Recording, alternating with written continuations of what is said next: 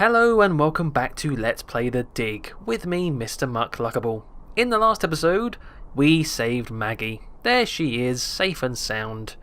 With the help of Brink as a distraction, we flushed the monster away into a big sea of molten lava. Hopefully that's gone for good. And then Brink stole all of our life crystals because he's still being a bit of a weirdo. And now we have the ability to actually understand what the alien is talking about, because Maggie has understood the language. She knows all the weird hieroglyphic languages and things.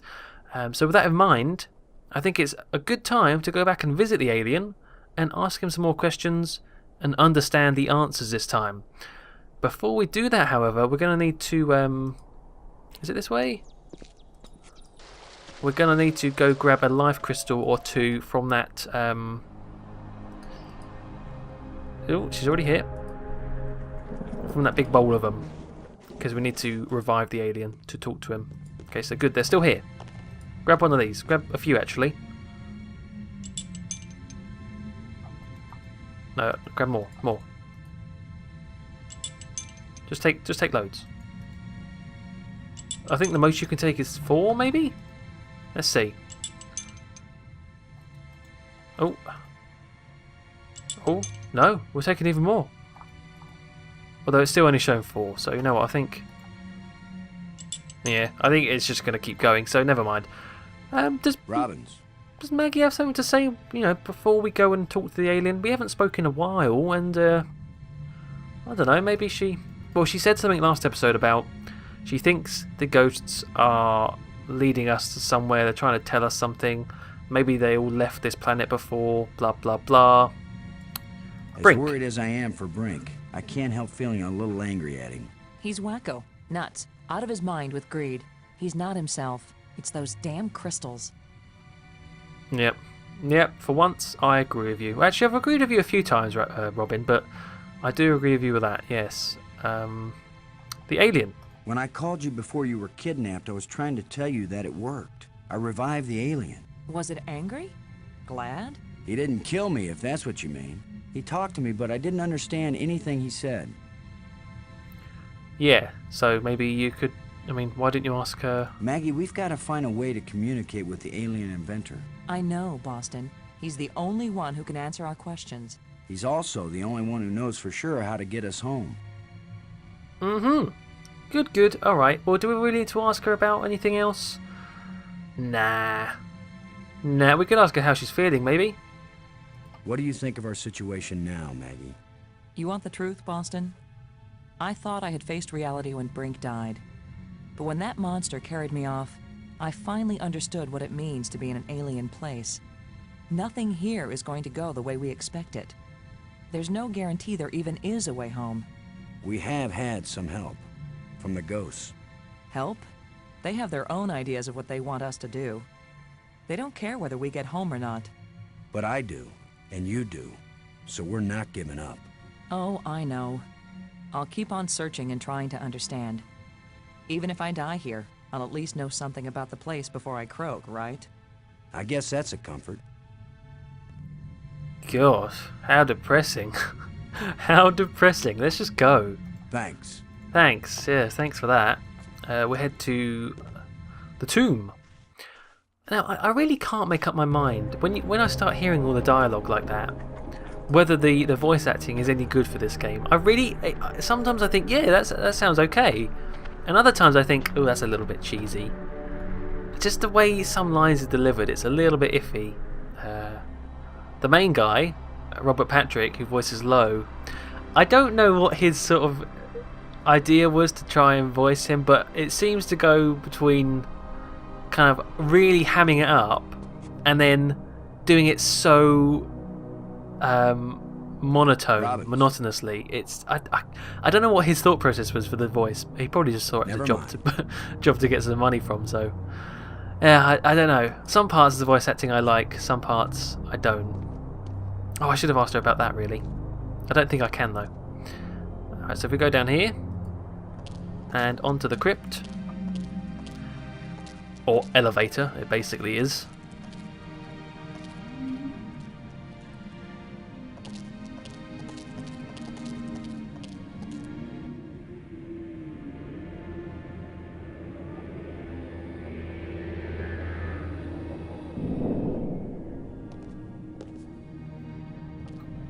Such a gentleman, isn't he? Helping her up. Such a gentleman. Even though she's a little bit of a bitch. Good for you, Lo. Now, oh good, they are still dead, I was going to say. The dogs haven't revived, have they? So here it is. Let's touch it again with the gold rod.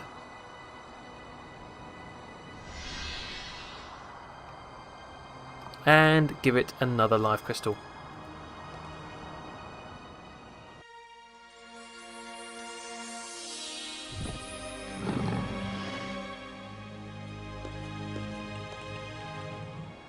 Here's where my alien education either pays off or we die. Die? As long as I don't accidentally offend him, we'll be okay. Aklash Pak. He says, open your mouth, which is their way of saying speak. You do the talking, Maggie, so you can understand each other. Speak. Oh, wait, I understood that. Speak. Who are you, Honored One? The bringer of misfortune. Ah, okay, so I guess now that Maggie understands, it's just going to translate for us. So actually, it's speaking English. That's useful. Oh, he has a cool voice as well. So what did he just call himself? I just missed that. Please tell me who you are. I am the doer who undoes, the creator who uncreates. And yet, I would gladly be the destroyer who undestroys, the dangerous one who protects. Is he Batman? Is that Batman? I don't know.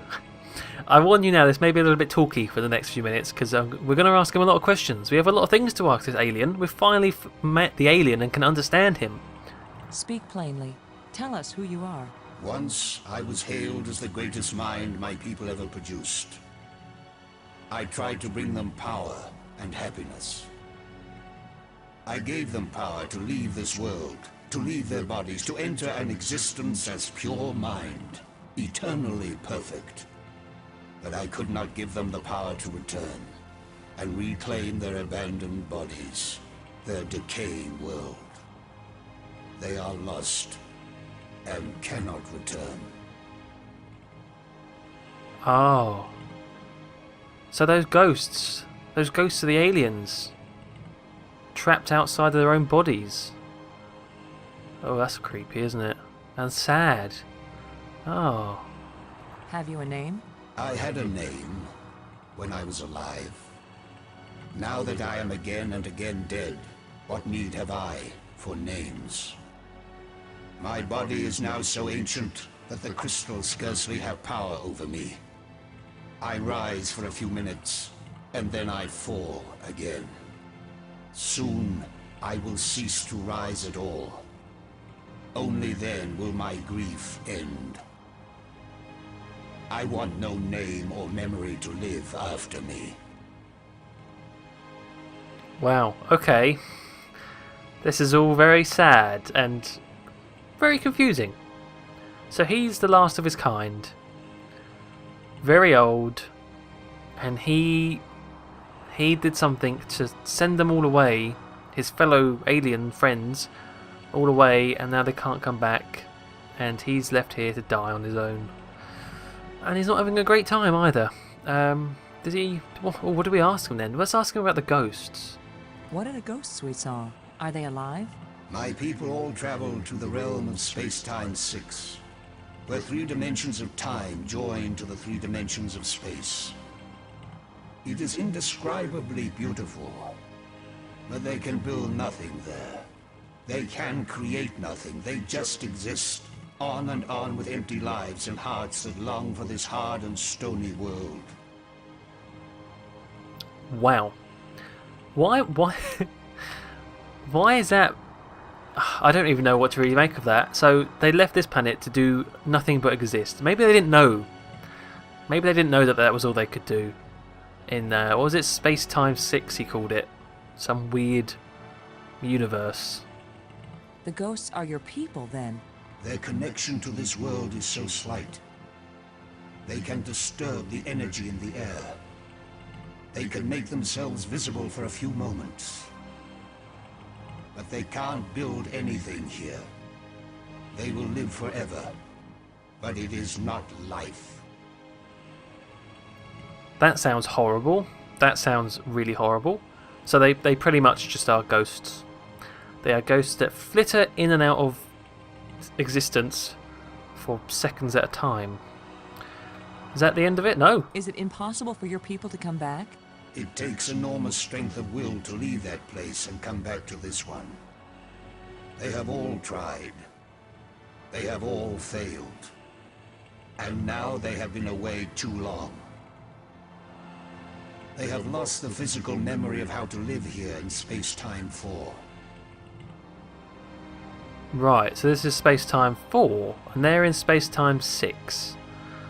Of course, yes, it all makes sense, yes. Why did the ghost lead us to you? Some of them foolishly hope that if I help you open the gateway again, you might have the strength to lead them home, to let them remake their bodies here. But I am sure that all that would happen is you, too, would be lost in Space-Time 6. So we could maybe help them. Or also get trapped into eternal existence as well. That's quite a risk. I'm not sure I'd be willing to prepare for that. Let's ask about these life crystals. Did you invent the life crystals? To raise the dead is the greatest achievement we've seen. What raises the dead can debase the living. Now that is true. That is a very good point. If you can never die, then what is it to live? Think about it. Are there side effects to the crystals? What the crystals create is not a life, but a slave. Yeah, kind of seeing that with Brink there. So when the life crystals restore you, you aren't really alive? They restore the cells and the organs, but take away all that made the life worth living. Yeah, this doesn't sound like it's gone too well for this planet. So they've made these crystals which, makes them all weird and can never die. And they've also got trapped into a weird existence. Then why did you make them? Our society became obsessed with living eternally. I underestimated the breadth and danger of the obsession. The crystals are the second worst mistake I made. Second worst. Second worst. Why would you say that for, Alien? What else can we ask him, I wonder? Let's ask about the light bridges? The light bridges are magnificent. We never dreamed that people could walk on light. Ah, yes. We were happily surprised at how convenient those light strands turned out to be. If we had known, we would not have bothered to build the trams. Yeah, I was thinking, and how do they even fit in the trams? They're pretty damn big, and the door into them didn't seem very big at all. If you were surprised that the lights could be used as bridges, what did you create them for? When all the bridges are complete, the eye will see. The eye will see. The eye being that weird pulsating mass in the middle. When you say the eye will see, you aren't talking about our eyes, are you? An eye that can see the 3 dimensions of time, as well as the 3 dimensions of space. It will show you beauty beyond belief. But once you have seen Space-Time 6, will you ever see Space-Time 4 again? The eye may be open, but the mind hasn't the strength to see. Okay, so I see. So once all the light bridges are connected, that mass in the middle is like a wormhole into the alternate dimension where all the others are trapped, but they can't come back through. Right. So we've got 4 of the 5 light bridges open at the moment. I wonder what would happen if we did the last one. We'll have to keep thinking about that. Actually, talking about accessing that last light bridge, I think we still need a plate to do that. The metal plates we found, what are they? They are authority and power. Each shape has a meaning. And when they are fitted together, they have a new meaning. And that meaning is, what are you talking about? If we put the control plates in the triangle, what will happen? You will open the door to beauty without boundaries, and to trouble without end. A little bit foreboding. Just a little bit. Okay, we won't bother asking about the library, or maybe we should. Maybe we should ask about everything. Hell, it's the only time we're going to get to. If he keeps losing the will to come back every time we use a life crystal, we might not be able to talk to him again. Let's ask about the tablet. Why is this inscription in another kind of writing? I did not write it. I would not have written it. I can read it, but the meaning isn't clear. It speaks of something hidden. It was the first achievement on the road to my greatest error, the one that condemned my people. His biggest mistake, which you still haven't mentioned, annoyingly. The language of the library was a great achievement. It was so clear and surprisingly easy to learn. The greater the idea, the simpler and clearer the language needed to express it. Okay. I think that is about it, really. I mean, do we need to ask about... Yeah, actually, let's ask about this. Why is he down here? The map helped us find you. Did you create it? It was created by those who now wish only to find themselves. Okay, that isn't the answer, or that isn't the question I thought we'd ask for that, but fair enough. I still want to know why he was trapped in this pyramid for. The creatures who live here now, did you people know of them, or did they come later? Millions of years have passed since then. What once were pets or companions have followed their own evolutionary paths. They have become as beautiful or as terrible, as clever or as stupid as it was in them to be. The monster who captured me, are there any more of them? That one did not evolve. It was made. And there are as many of them as are needed. It was made? Like a weapon? Creepy. There's water everywhere in these islands. Waterfalls, pools, and the sea all around. We love the water. But now my people live in an eternal desert, neither drinking nor thirsting. If only they could thirst again, and then drink. If only they could dive into the sea and hear the roaring of the waterfall. Oh.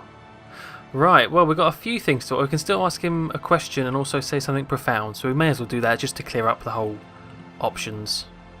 Why was your tomb so carefully hidden? So only the most persistent, the most clever, and therefore the most dangerous of visitors would find me. Ah, so we are dangerous, are we? Well, Brink is maybe. I think we're pretty good. Although, in general, humans are quite dangerous and evil, so he has a point. Why has your body been preserved so carefully? Since all the evil in this place was my fault, I chose to be its guardian forever. Ah, okay. If what you did was bad, why do the museum displays give you so much honor? There was a time when my creations were thought to be good. I believed it myself, or I would never have created them. How long will you remain here? Until the last of my mistakes is rectified, or until the life crystals lose their power out of miserable death.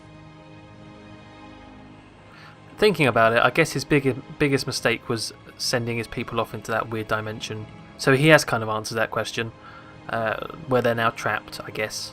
How long will you remain here? Until the last of my mistakes is rectified, or until the life crystals lose their power out of miserable death. Okay, didn't mean to hear that again. Finally, let's end with saying something profound. We want to go home. That is the wish of all living creatures.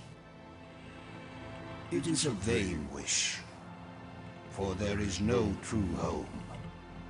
All intelligence wanders and has no rest. Yeah, but I really want to go home. I really want a cup of tea. The probe you sent out brought us here. We want to go back to our home planet. Another one of our terrible mistakes. We sent out those probes when we thought we had found the glorious secrets of the universe. We could not call them back. Thus, I remain here to warn all those who come in answer to an invitation we wish we had not sent. Well, it's a bit late now, isn't it? We're trapped here now. How the hell do we get off this place? Warning us won't do any good unless we can get back home to Earth to tell other humans. There are two ways to protect your planet. One is if you return and warn them to stay away. The other is if you never return at all. Which warning do you think will be more effective? Oh, that is a good point. That is a good point. Damn. He's got us with that one, to be fair. I think the best message you can send is just never coming back, because, yeah, then they kind of know. Don't go there. Tell us how to get back to Earth. I beg you. If my people could return from Space-Time 6 where they have gone, they would rebuild the starport. They would make a crystal ship which would take you back to your planet. But they will never find their way back home. Okay, so there, he's just answered the question for us. That's how we get home. We need to bring back his people from that weird dimension. From that dimension Space-Time 6. So, to do that, we need to create that weird eye in the middle of the light bridges. That's what it was called, wasn't it? He called it an eye. So I guess we just have to find that plate, head to the purple bit, head to the last light bridge, turn that on. Something will happen, and we can maybe bring them back to life and back through, and they can send us on our way back home. Oh god, that was a lot of information there. I'm sorry that was so talky, but like I said, we needed to really get all the answers from him, as weird and sort of confusing as they were. But Thank yeah. you for helping us.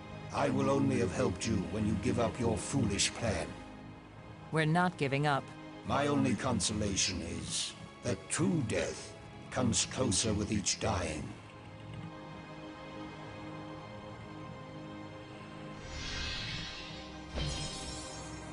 Good job of translating, Maggie. He speaks very slowly and clearly, but I'm also pretty damn good. Poor guy, he just wants to die. It's almost like Captain Jack from Doctor Who. He just wants to die. Anyway, yeah, after that big marathon of talking, we'll end the episode there. Next episode, I guess it's just to continue trying to find that last plate and, like I say, turn on that light bridge. So until then, thank you very much for watching, and goodbye.